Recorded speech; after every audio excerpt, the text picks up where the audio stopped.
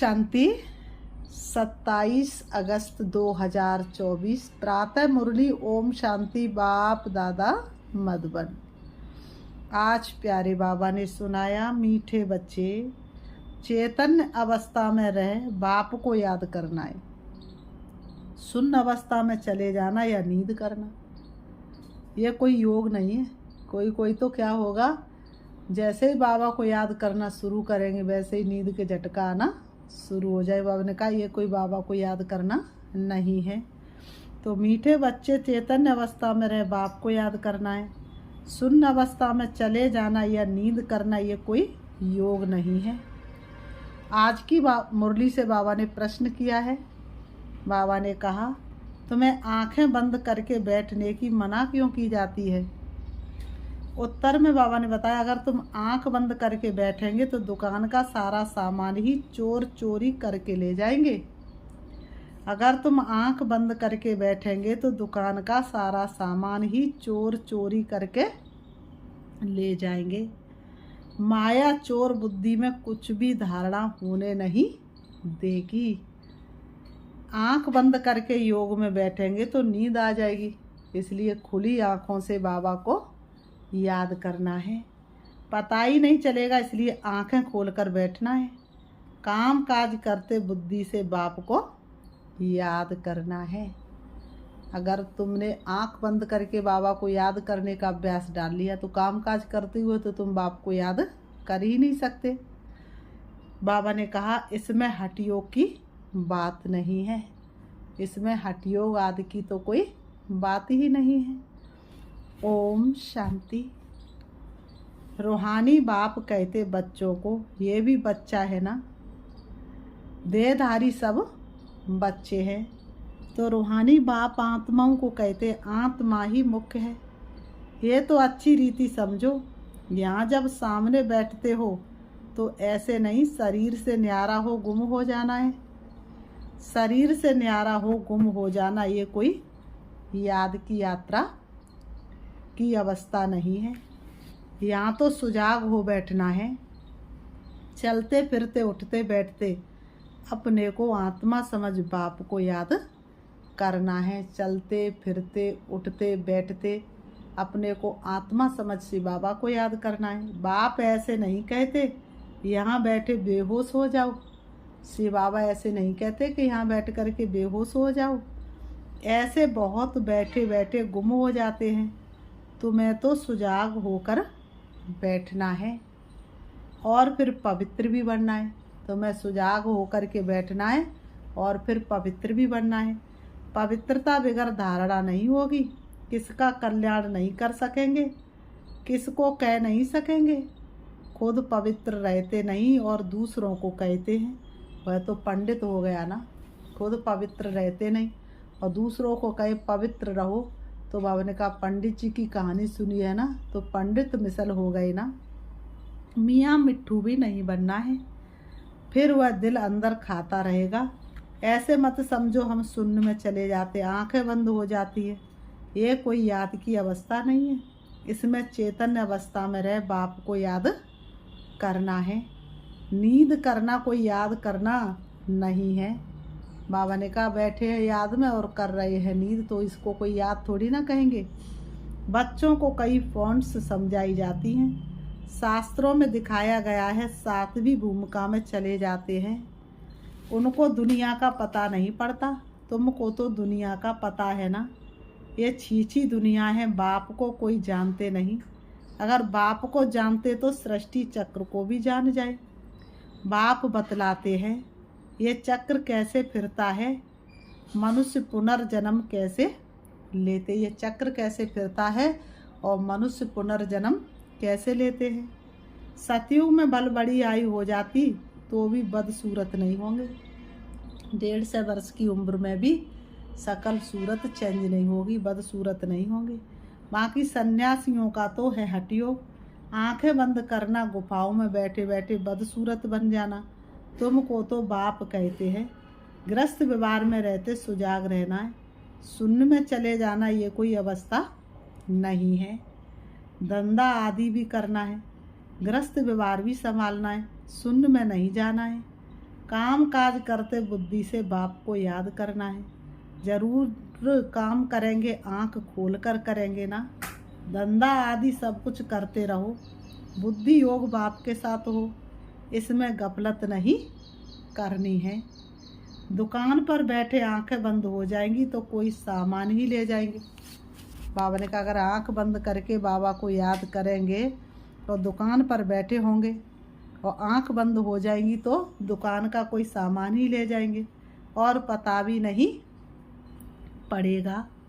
ये कोई अवस्था नहीं, हम देह से न्यारे हो जाते। ये सब हठ योगियों की बातें हैं, रिद्धि सिद्धि वाले करते हैं। बाप तो अच्छी रीति बैठ समझाते हैं, इसमें आंखें नहीं बंद करनी है। बाप कहते हैं मित्र संबंधियों को जो बैठ याद करते हो वह सब भूल जाओ। बाबा कहते हैं मित्र संबंधियों को बैठ करके जो याद करते हो वह सब भूल जाओ। एक बाप को याद करना है, सिवाय याद की यात्रा के पाप कट नहीं सकते। भोग ले जाते हैं, गुम हो जाते हैं सूक्ष्म वतन में। इसमें क्या होता है, जितना समय वहाँ है विक्रम विनाश हो ना सके। बाबा ने कहा से बाबा को याद कर ना सके, ना बाबा की वाणी सुन सकेंगे तो घाटा पड़ जाता है। शून्य अवस्था में बैठ गए परम धाम में जा कर के और शक्तियों का अनुभव नहीं हो रहा है, तो बाबा ने कहा चलो पाप कर्म नहीं हो रहे लेकिन पाप दग्ध भी नहीं हो रहे हैं, तो परंतु ये ड्रामा में नूद है इसलिए जाते हैं, फिर आकर मुरली सुनते हैं। इसलिए बाबा कहते जाओ फौरन आओ, बैठो नहीं, परम धाम में जाओ, बाबा से शक्ति भर करके लाओ और फिर नीचे आ जाओ, सबको शक्ति देने के लिए, ज्ञान सुनाने के लिए। खेल पाल करना बाबा ने बंद कर दिया है। यहाँ भी घूमना फिरना रुलना हुआ ना, ये भी घूमना फिरना रुलना हुआ ना। भक्ति मार्ग में रुलना पिटना बहुत होता है, क्योंकि अंधियारा मार्ग है ना।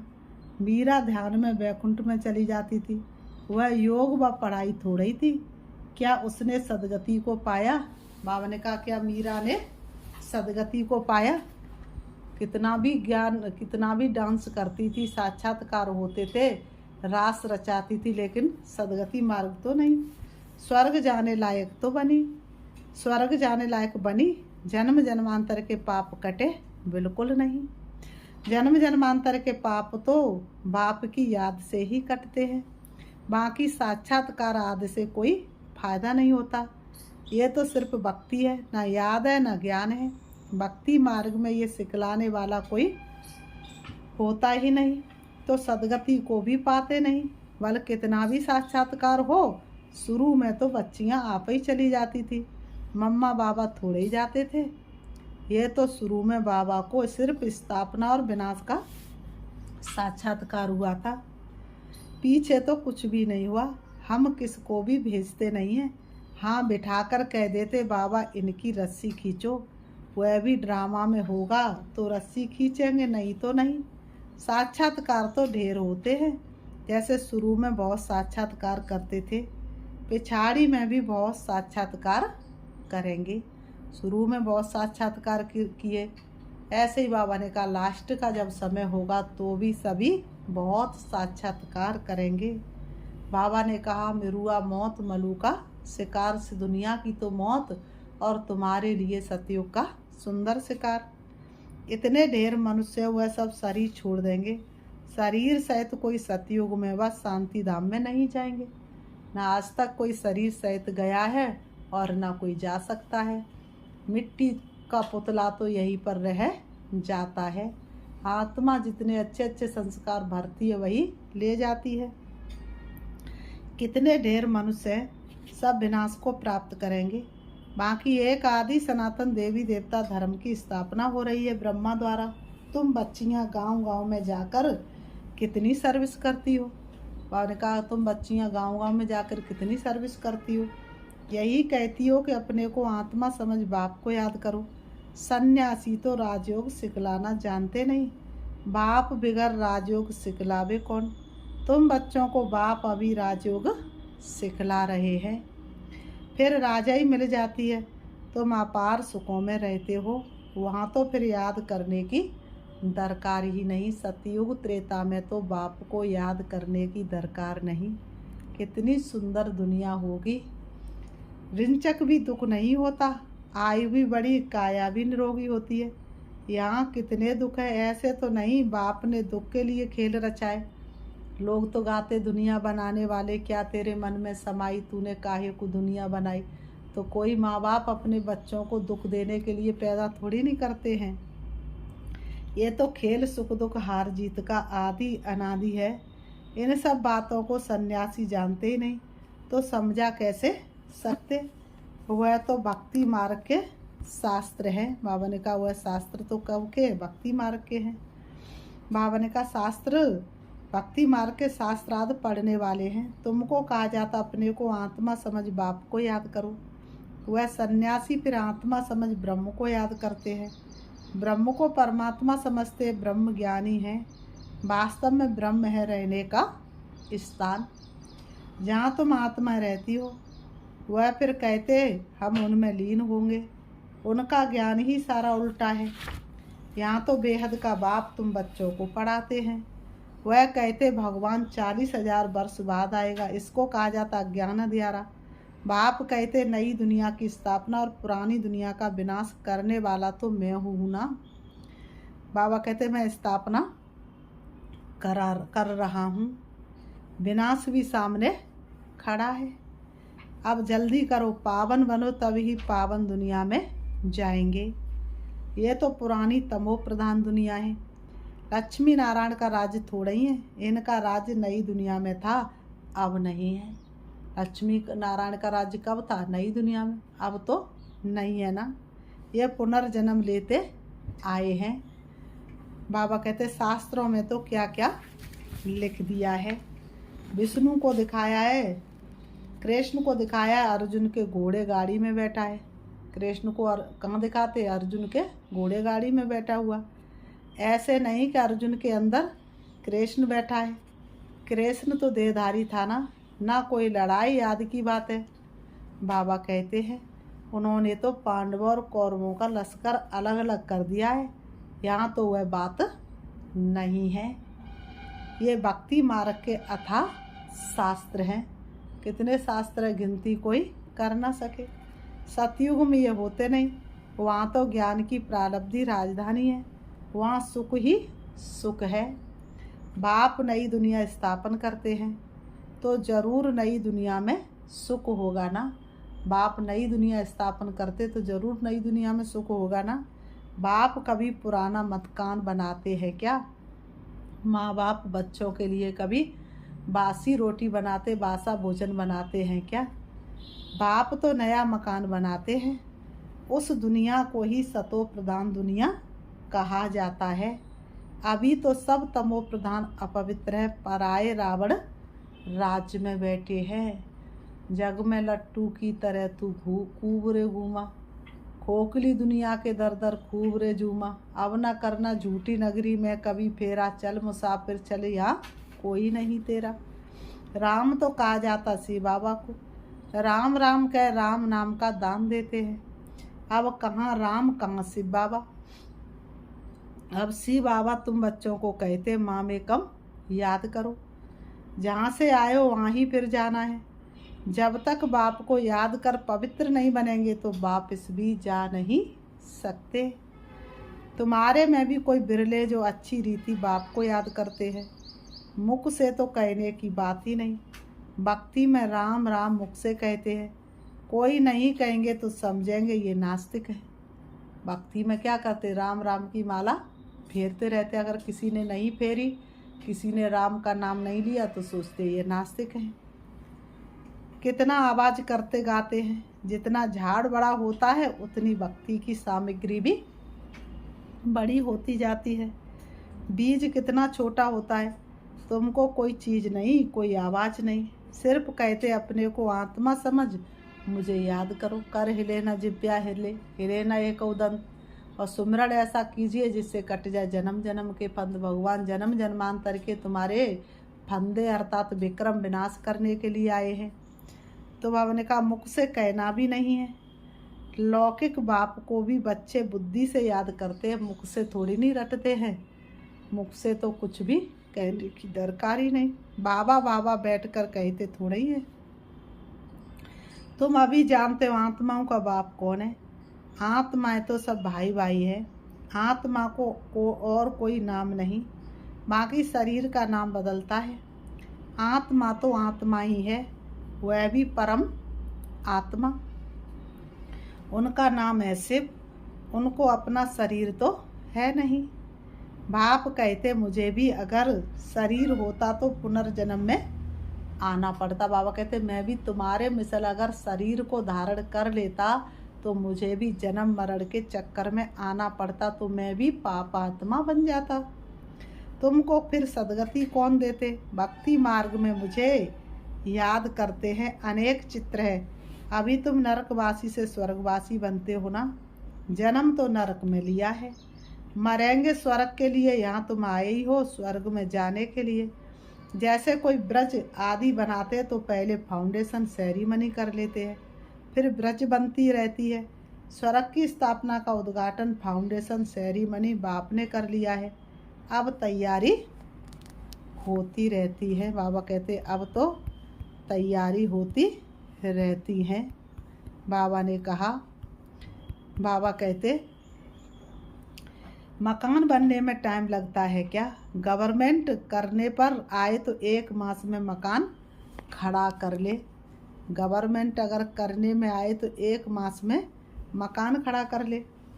बाबा ने कहा विलायत में तो मकान तैयार मिलते हैं, स्वर्ग में तो बहुत विशाल बुद्धि सत्व प्रदान होते हैं। साइंस की बुद्धि तीखी होती है, झट बनाते जाएंगे और फिर सत्व प्रधान हो जाते हैं। तो सतयुग में झट बनाते जाएंगे। मकानों में जड़त भी लगती जाएगी, हीरे जवाहरातों की जड़त भी लगती जाएगी। आजकल इमिटेशन देखो कितना जल्दी बनाते रहते हैं, वह तो फिर रियल से भी जास्ती चमकता है। बाबा ने कहा और आजकल की मशीनरी से झट बना लेते हैं, वहाँ मकान बनने में देरी नहीं लगती। सफाई याद होने में टाइम लगता है, ऐसे नहीं कि सोने की द्वारका समुद्र से निकल आएगी। तो बाप कहते खाओ पियो बल सिर्फ बाप को याद करो। से बाबा कहते खाओ पियो बल कुछ भी करो, सिर्फ बाप को याद करो तो विकर्म विनाश हो, और कोई उपाय नहीं। जन्म जन्मांतर ये गंगा स्नान आदि करते आए हो। बाबा कहते ऐसा कोई है जो जिसने गंगा स्नान नहीं किया हो, परंतु कोई भी मुक्ति जीवन मुक्ति को पाते ही नहीं। गंगा स्नान करने से अगर पाप कट जाते होते तो दुनिया में पाप रहता ही नहीं।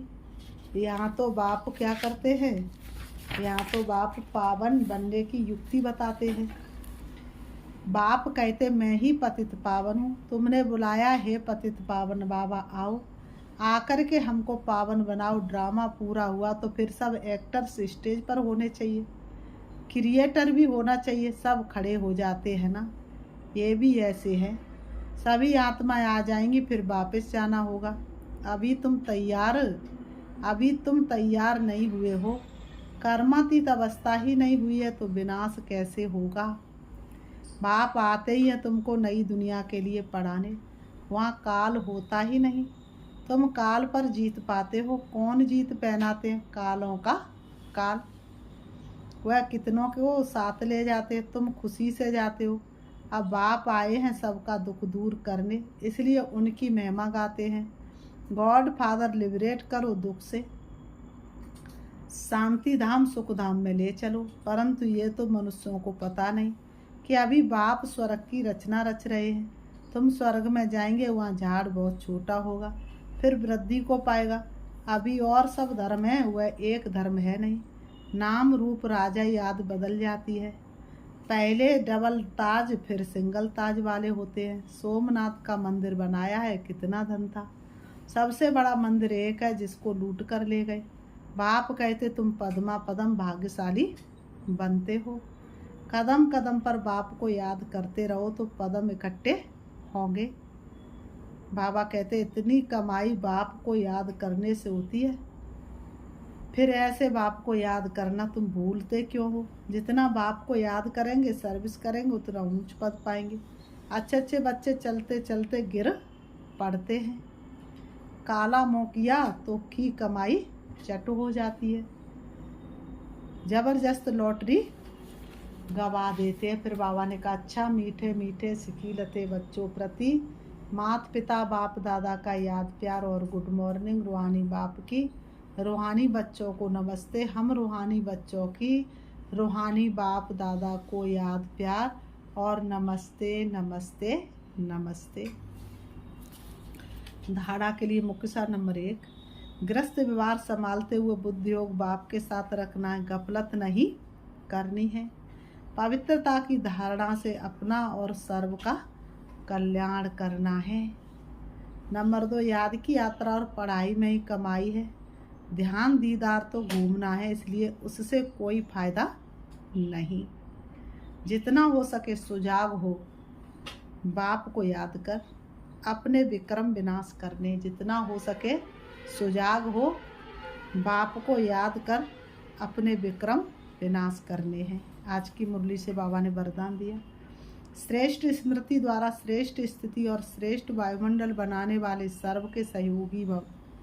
श्रेष्ठ स्मृति द्वारा श्रेष्ठ स्थिति और श्रेष्ठ वायुमंडल बनाने वाले सर्व के सहयोगी भव। स्पष्टीकरण है, योग का अर्थ है श्रेष्ठ स्मृति में रहना। मैं श्रेष्ठ आत्मा श्रेष्ठ बाप की संतान हूँ। जब ऐसी स्मृति रहती तो स्थिति श्रेष्ठ हो जाती है। श्रेष्ठ स्थिति से श्रेष्ठ वायुमंडल स्वतः बनता है, जो अनेक आत्माओं को अपनी ओर आकर्षित करता है। जहाँ भी आप आत्मा योग में रहकर कर्म करती हो, वहाँ का वातावरण वायुमंडल औरों को भी सहयोग देता है। ऐसी सहयोगी आत्माएं बाप को और विश्व को प्रिय हो जाती हैं। ऐसी सहयोगी आत्माएं बाप को और विश्व को प्रिय हो जाती हैं। स्लोगन, अचल स्थिति के आसन पर बैठने से ही राज्य का सिंहासन मिलेगा। अचल स्थिति के आसन पर बैठने से ही राज्य सिंहासन मिलेगा।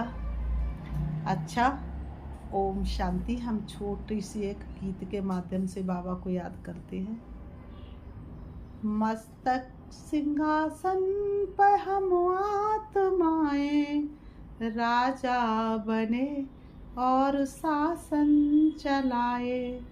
कर्मेंद्रियां कर्मचारी हमारी, प्रकुट बीच सब पर शासन चलाए।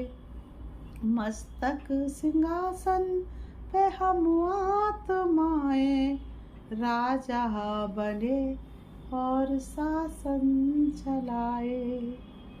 ओम शांति।